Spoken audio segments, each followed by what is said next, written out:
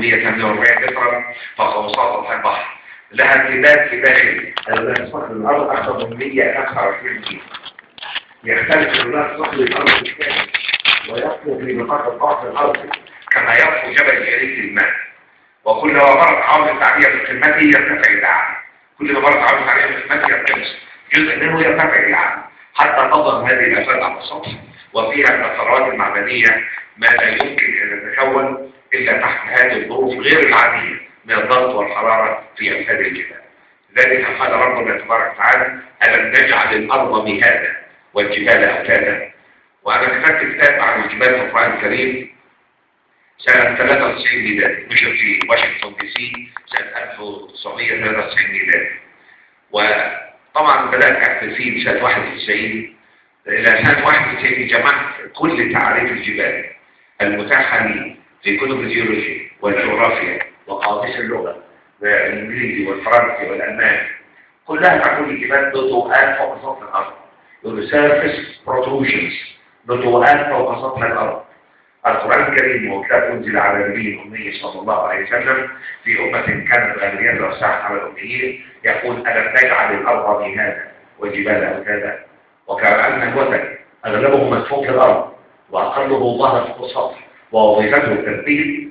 جاءت علوم الجيولوجيا في أواخر القرن العشرين لتؤكد على أن هكذا الجبال تماما.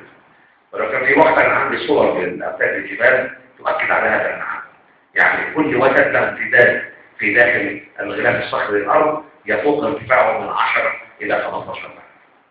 أيضا هناك استفسار حول حقيقة بلوتو وهو كوكب النجم. أيضا تساؤل الناس المستفسر: كارثة خليج المكسيك وغرق منصة البترول، ماذا يمكن فعله لإصلاح ما حدث من قبل؟ طيب نقطة الأول النقطة الأولى حقيقة بلوتو هو كوكب النجم. لا، ما يصحش تقول عليه نجم يا اخوانا. في فرق بين الكواكب والنجوم. المفسرين القدامى كانوا يخلطوا ما بين الاثنين، ما كانش فيه علم زمان. الكوكب جسم بارد مظلم لا ينير الا بسقوط اشعه النجم عليه. ما يصحش اقل كتله لجسم سماوي يطلع على كواكب الشمس. بلوتو لا شيء، بلوتو لا شيء اطلاقا. بلوتو اصغر من القمر بتاعنا. فبلوتو كوكب، والاختلاف الذي حصل ان لما قال رب العالمين في سوره يوسف: يرمي سيدنا يوسف عليه السلام المنام اللي شافه ان رايت 11 كوكبا والشمس والقمر رايتهم لي ساجدين، فبدانا نتكلم على ان العلماء اثبتوا ان كواكب المجموعه الشمسيه 11.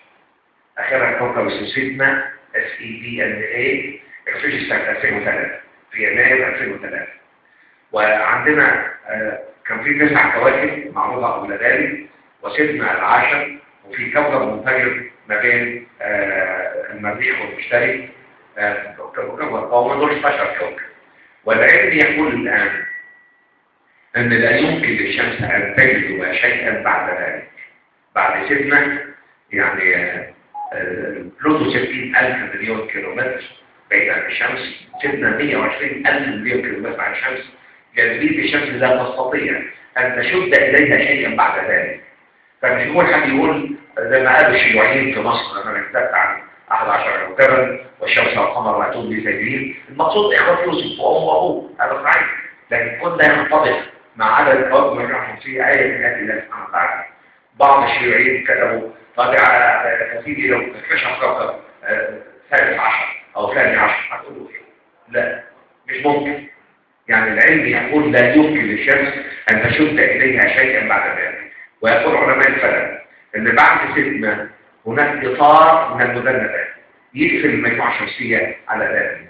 مفيش حاجه بعد كده خلاص، مش مشد حاجه. فالذي اقوله الجمعيه الفلكيه الدوليه عز عليهم يعني ان يطلع في شيء توافق ما بين عدد كواكب المجموعه الشمسيه وايه في القران الكريم، فقالوا بلوتو صغير ما ينفعش يبقى كوكب.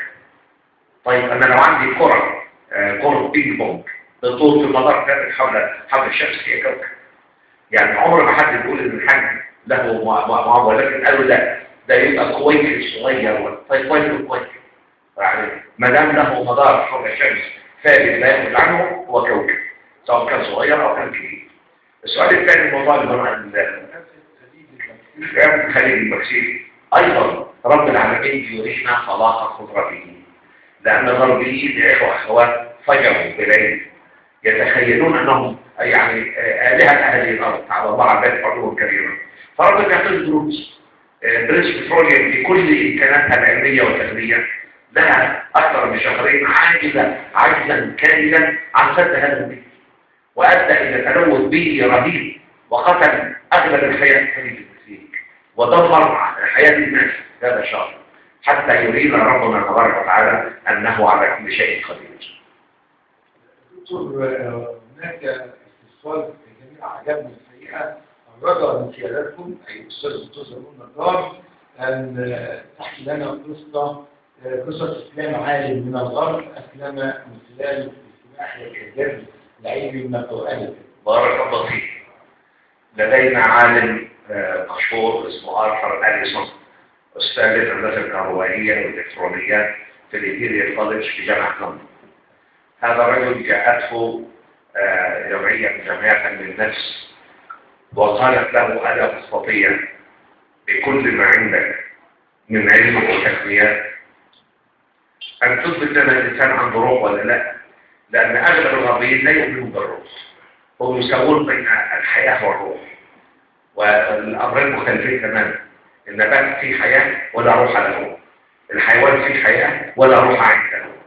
الروح ومضة نورانية يمن بها ربنا تبارك وتعالى على الإنسان فقط. هم لا يؤمنون بالروح. فقول يا عم آرثر أليسون عندك إمكانية تثبت لنا الإنسان في روح ولا لا؟ قالوا أحاول.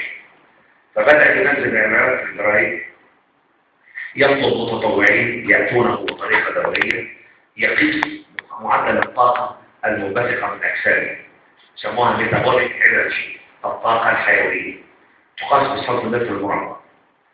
وعم يقيس، ولما يموتوا أهلي وبعثوا لهم يجري يروح المستشفى أو البيت ويشوف هل فقد شيء ولا لا. فلما لقى انهم بيركزوا فعلا قالوا لهم الله يعني ما هو الراجل مات، ما فيش حياه في جسده، هي دي الطاقه الحيويه دي مش روح. فاحتار جدا حتى جاء اخو طالب مصري عنده شيء من الثقافه الاسلاميه وقال له يا بروفيسور أليسون انت قاعد نفسك قاعد الناس على الفاضي. قال له طب ايه البديل؟ اعمل ايه؟ قال له والله البديل سهل جدا. ايه الموضوع؟ قال له قسمه الطاقه للفرد الواحد يقظا ونائما. قال له ايه العلاقه بين النوم والنوم؟ قال والله انا لا ادري، ولكن القران يساوي بينهما.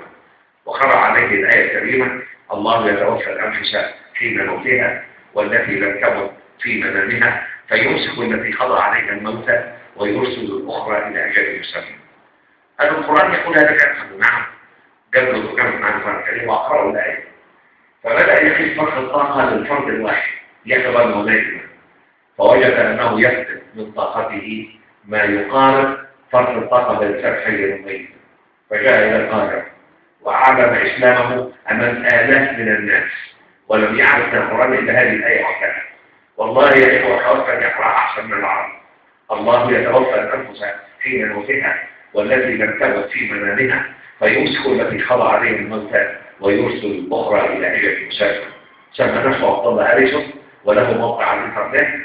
وأنا أقول أن إسلام المرء مردود عليه أمه، لكن لكم أن نتخيل الواقع النفسي على زملائه في الجامعة وطلابه وجيرانه وأهله ومعارفه. رجل بهذا الحجم العلمي يسلم بآية قرآنية واحدة لم يعلم من الإسلام غيرها، لنظهره مدى روعة هذا الحق العلمي في كتاب الله وفي سنة رسوله صلى الله عليه وسلم. استاذنا الدكتور زغلول نجار نريد ان نستفسر حول موضع في البحر الأحمر حين تمر فيه الباخرة وتمر عليه الباخرة يضطرب الموج فيقولون إن هذا مكان انشقاق البحر حين ابتلع فرعون ونجا موسى. ما حقيقة الموضوع؟ لا، فرعون عبر من السويس، عبر خليج السويس، ولذلك في الناحية المقابلة من مدينة السويس، وأهل السويس عارفين مكان كويس جدا. في عيون موسى المكان اللي ضرب موسى الأرض فانفجرت 12 عينا، بقي منهم عينين 3. والغريب أنا كنت في زيارة سينا من سنة أظن تقريبا، لقيت باصات من الأمريكان كلاب اليهود دول فريق العرب فلسطين يصوروا هذه العيون. المصريين لا يكون عامل شيئا، باقي من 12 عين دول يعني 3 4 عيون ما فيها آسم وحالتها بالبلد، ولو المصريين اهتموا بها قد تكون حقيقة مزار سياحي من أهم الحكومة. فالعبور كان عبر خليج السويس وشمال خليج السويس من عند مدينة السويس، لأن المنطقة ضيقة للغاية اللي عبر فيها سيدنا موسى عليه السلام، لكن قد يكون منطقة الاضطراب فوق مشاق بركاني في قاع البحر الأحمر، لأنه معروف ان البحر الأحمر قاعه مسجل تسجيلا مخفيا للإيران. كان عندنا مشروع عملت في السعودية فترة، جامعة البترول والمعادن في الضخام. كان في مشروع بين السعودية والسودان وفرنسا لدراسة المعادن التي تندفع عبر الطوران البركاني في قاع البحر الأحمر. كان أحد زملائي على هذه البشرة يقول كل يوم بالكباش للمعدن، يعني يجيبوا عينة من قاع البحر عشان يشوفوا إيه المعادن المركزة فيه. والكباش يعبر في عمود من الماء سطحه أكثر من 3000 متر، فإذا وصل إلى سطح الباخرة لا يستطيع أحد أن يقربه من شدة الحرارة، وإذا فتح ينزل الطين منه يجري درجة حرارة 300 إلى 400 درجة مئوية. فتسجيل تعامل بحر المحيطات حقيقة علمية أثبت عليها. أستاذنا الدكتور زغلول نجار توصلت إلى اختراع في مجال الطاقة البديلة في طاقة الماء، وأريد أن أكلم سيادتكم على انشراح لو أمكن. والله لو أمكن أن تكتب لي ترسله بالإيميل، ويمكن الموقع بتاعي ظهر على الشاشة وأنا بعرض بعض الصور، لأن أنا وقتي ضيق جدا يعني والله، وأنا بكرة عندي خطبة جمعة في القاهرة، فلابد أمشي بعد صلاة الفجر تقريبا يعني، فأرجو أن ترسله لي بالإيميل وأنا إن شاء الله سأنظر فيه، وإذا كان مفيد سأبلغ بذلك إن شاء الله. نعم، فيها مساجد مختلفة لكن ما عنديش مسجد محدد يعني. مرات اللقاء هو محادثة حية على الهواء من الأخت الفاضلة. تفضلي سيادتي. أنا مش فاهم. تفضلي أمام الميكروفون.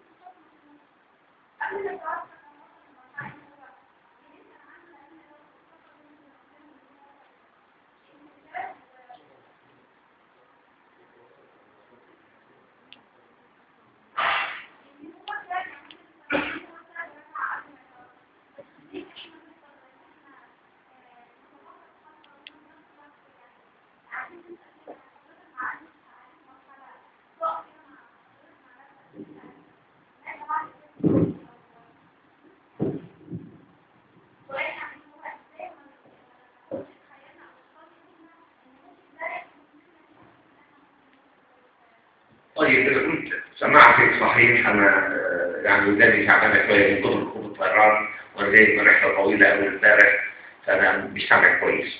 لكن مع ذلك أنا أقول الإعجاز العلمي عبارة عن تخصص التخصص، ليس مجال يخوض فيه كل خاطئ. نحن نهاجم من بعض الحسابات الضعيفة في هذا المجال. بعض الناس بعاطفة عايز يتصل بالقرآن الكريم وما عندوش معجزات لذلك، فبيكتب كلام ضعيف نهاجم منه.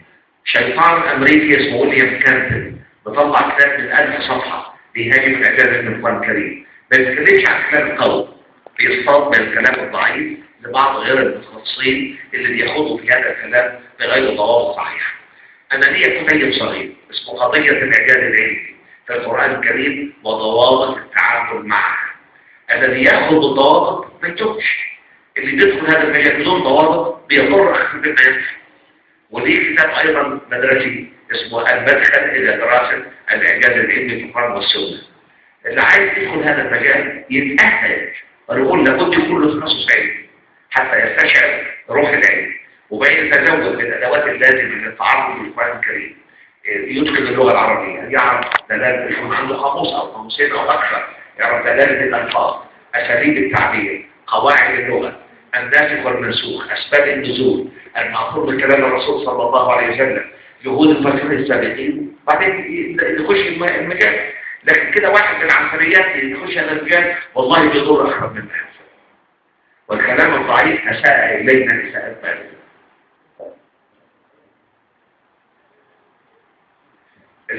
طبعا معلش الواحد إذا وصل درجة علم عالية لو عنده إيمان عمره ما يفهم، بالعكس العلم يزيد هذا الإيمان. أصلا إيه؟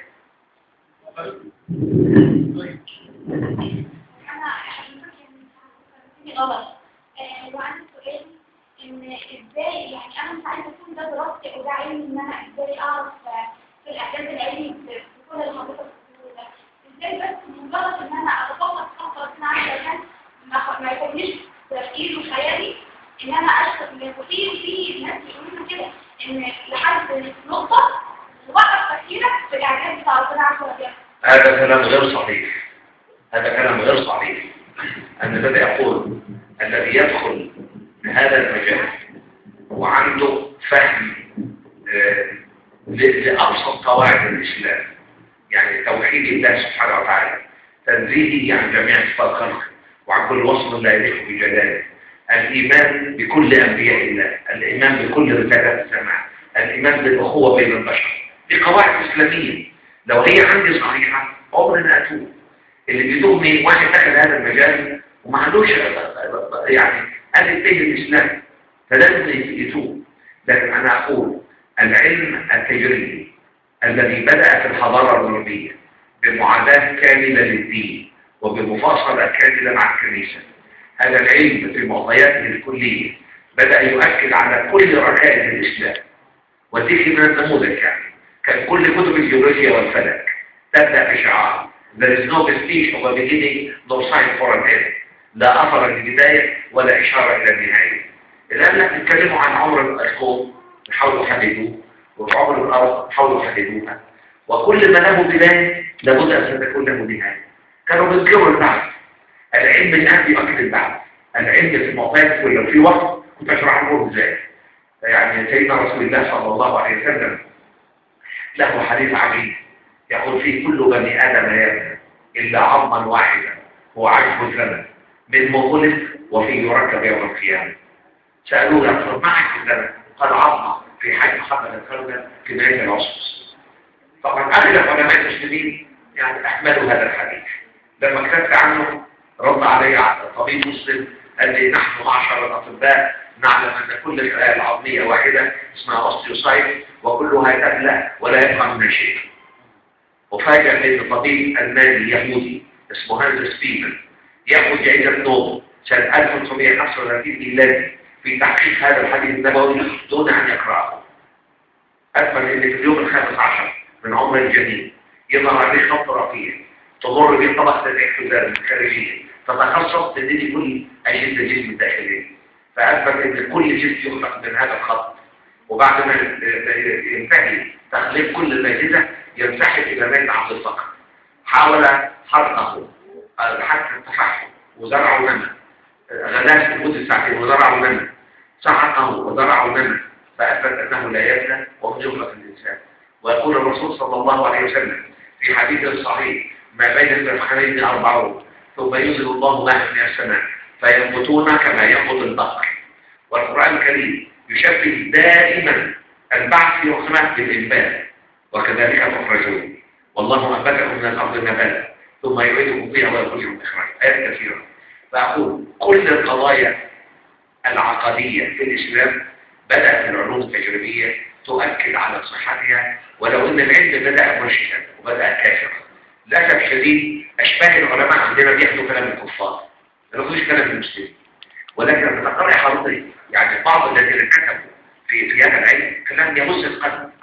يعني عندنا عالم فلكي مشهور اسمه فريد وايت، سير فريد وايت، واحد لقب سير من الملكة البريطاني، رفع لواء الإلحاد طول عمره، كان أستاذ للفلك في جامعة كامبريدج، وأنا قابلته وناقشت معه كثيرا. ملحد لما أحيل التقاعد عنده مزرعة في مصر ممتدة لها بالليل، كتب وهو قاعد في فترة الاتحاد التقاعد هذه، كتب كتاب أجمل ما يكون، كتاب المسلمان كتابين حامش واحد، ده Intelligent Universe الكون الذكي. يقول فيه متوسط عدد الخلايا في جسم الإنسان مليون خلية، كل خلية فيها شفرة وراثية تشغل حيز أقل من 1/10 مليون من المليمتر، ولكن لا توجد تصفونها إلا بالتغيير. هذان النيوترون بيجمع 18.6 بليون قاعدة كيميائية. لو احتل وضع الذرة في إحدى هذه القواعد عن مكانها، إما أن يشوه هذا المخلوق أو لا يكون. فالرجل يقول الله، ده أنا لو فردت الشفرة الوراثية في جسمي أنا لوحدي ورصدتها جنب بعضها، تزيد عن مسافة بين الأرض والشمس المقدرة 150 مليون كيلومتر آلاف المرات. فنقول أنا الإنسان الضعيف في جسدي شفرة وراثية طولها 150 مليون كيلومتر مضروبة في رقم فلكي من القواعد المنضبطة انضباطا شديدا، من الذي وضعها؟ وحط على الاستفهام. فأقول العلم في رمضان الكلية يؤكد على كل ركائز الإيمان كما جاء في القرآن وجاء في سنة رسول الله صلى الله عليه وسلم. أستاذنا الدكتور بقول نجار، نرجو إيضاح ما جاء في الآية الكريمة بسم الله الرحمن الرحيم: أولم يرى الذين كفروا أن السماوات والأرض كانتا رتقا، وفي قول رتقا وفي قول آخر لله عز وجل وقال لهما وللأرض ائتيا طوعا أو كرها. طيب يا سيدي، أولا من أعظم اكتشافات الفلك في زماننا أنه في مطلع القرن العشرين لاحظ العلماء أن المجرات تتباعد عنا وعن بعضها البعض بسرعات تكاد تصل إلى سرعة الضوء أو ترتفع سرعة الضوء. فما كان يتخيل ذلك. طيب إذا كان المجرات تجري، طب فين اللي بيمسك الكود ده بقى؟ ضغط. يعني كيف يكون في قانون جاذبية يربط أجرام السماء؟ كان المجرات تتباعد عن بعضها بهذه السرعات. اختلف العلماء كثيرا حتى تأكد في نهاية الثلث الأول من القرن العشرين 1933 ميلادي أن من صفات كوننا أنه كون دائم الاتساع، سموه steadily expanding universe، كون يتسع باستمرار. العلماء قالوا طيب لو عدنا بهذا الاتساع المراد مع الزمن يحصل إيه؟ يختفي كل شيء، يلتقي المكان والزمان والمادة والطاقة وتتجدد في نقطة واحدة متناهية الضآلة في الحجم، متناهية الضخامة في كم المادة والطاقة، تصل إلى حد الصفر، إلى حد العدد. فقال الرب العزيز: أولم يرى الذين كفروا أن السماوات والأرض كانتا رتقا فارتقناهما وجعلنا من الماء كل شيء حي أفلا يؤمنون. وجاء العلم يقول نظرية الانفجار العظيم. طبعا هي أقرب ما يمكن أن نفهم من هذه الآية الكريمة. طيب فقال لها الأرض أتيها الأرض ثم استوى إلى السماء وهي دخان، وقد تم تصوير هذا الدخان.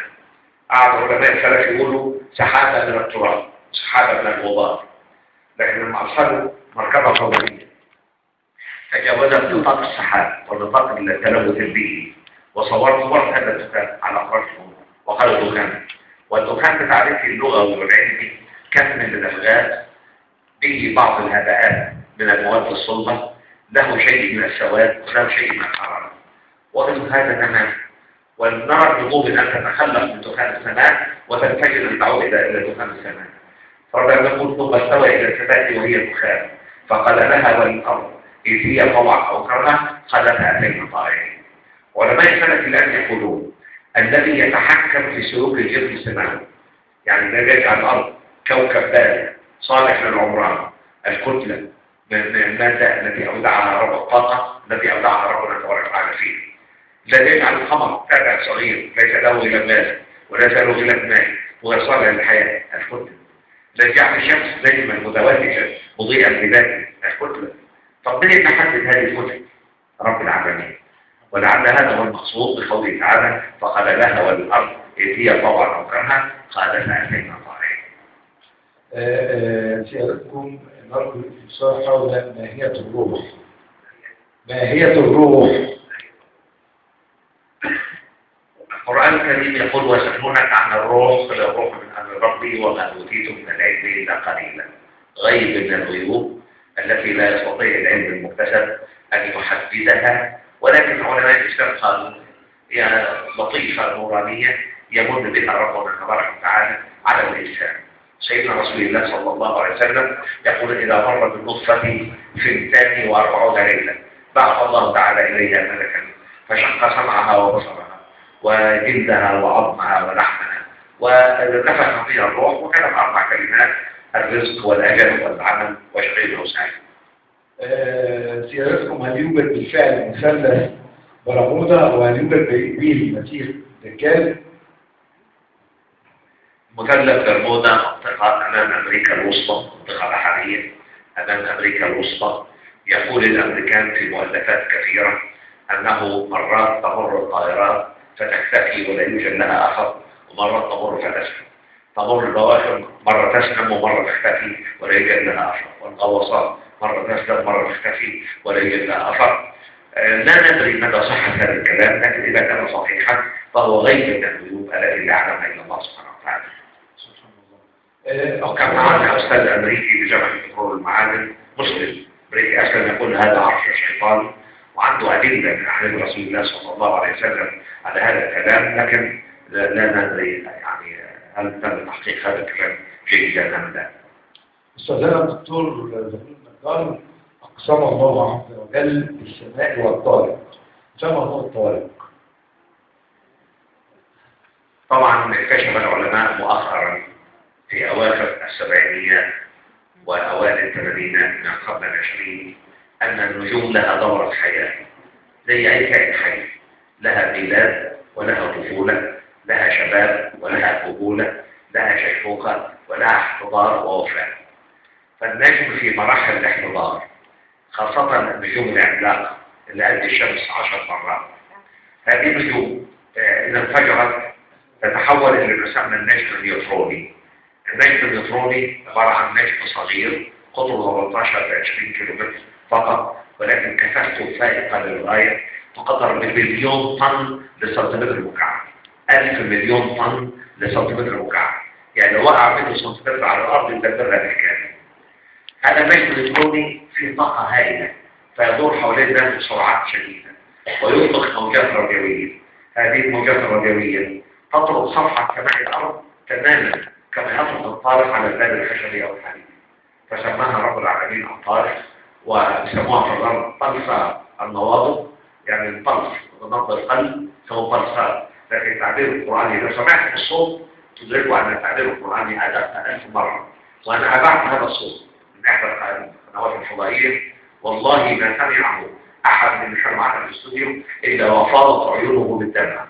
المذيع الذي نحن نتفرج عليه رحمه الله، بتوع الإضاءة بتوع الكاميرات المخرجة، ما كانوا يصدقوا أن كلمة طلقة كان الذي يطرق على باب خشبي أو باب حديد، ونسمع طرقات متتابعة لأن هو بظروف مطار بيضاوي، فكل ما اقترب من الأرض تتصارع الطرقات بشكل رفض للغاية، فهي طرقات ما هيش فرضات أبدا. فالدقة القرآنية أشد بكثير من الدقة العلمية. نرجو من سيادتكم تفسير هذه الآية: بسم الله الرحمن الرحيم، لا ننسخ من آية أو ننسها نأتي بخير منها أو مثلها. صدق الله. طبعا أنا لا